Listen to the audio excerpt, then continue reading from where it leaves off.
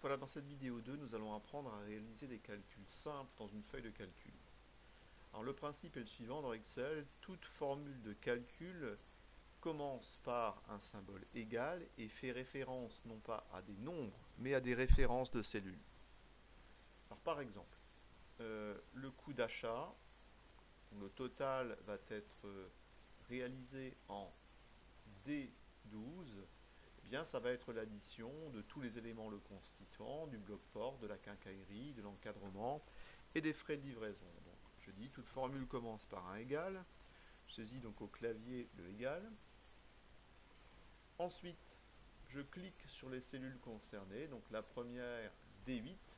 Je ne tape pas au clavier 1200 euros, mais je clique sur la référence de cellule, plus, j'appuie sur la touche de mon clavier, donc, le contenu de la cellule D9, plus le contenu de la cellule D10, plus le contenu de la cellule D11. Et j'appuie sur Entrée pour valider. On vérifie bien ici, donc le total a été fait. La formule de calcul apparaît en haut et elle est modifiable. Et donc la cellule dans laquelle se trouve cette formule aussi apparaît. Alors on va faire un petit peu de la même façon, d'une manière un peu différente, une fonction somme pour le coût de production.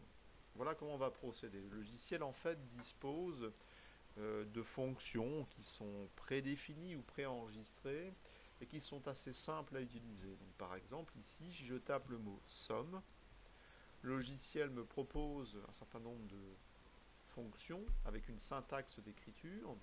Donc la fonction somme calcule la somme des nombres dans une plage de cellules. Il faut encore maintenant que j'indique au logiciel, entre parenthèses, la zone que je vais additionner. J'ouvre une parenthèse et je sélectionne mes cellules D14 à D16. Je ferme ma parenthèse et j'appuie sur Entrée. Je vérifie ma formule. La somme de D14 à D16 est évident que D15 est compris dedans. Je vous laisse faire seul le coût de commercialisation. Ça se fait pendant ce temps-là à l'écran. Vous pourrez contrôler. Donc, égale somme.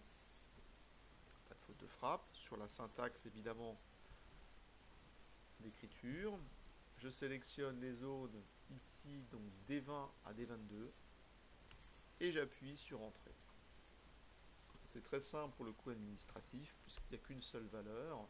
Je reprends en D27 le contenu de la cellule D25. C'est un petit peu plus intéressant pour le calcul du coût total ou coût de revient. On va pour cela additionner le coût administratif, le coût de commercialisation, le coût de production et le coût d'achat. Alors comme les cellules ne sont pas les unes à côté des autres, on ne va pas pouvoir utiliser la fonction somme, mais on va simplement cliquer sur les cellules concernées comme on avait fait précédemment. Égal D12 plus D18 plus D24 plus D27. Et j'appuie sur Entrée. Le coût total de revient de mes 8 blocs portes est de 5 310 euros. Dernière étape dans cette feuille de calcul, on va, dans cette vidéo, calculer le coût unitaire d'une porte. Le coût unitaire, c'est le coût total divisé par la quantité. Alors, il ne faut surtout pas faire l'erreur de saisir des valeurs. On va faire référence aux cellules.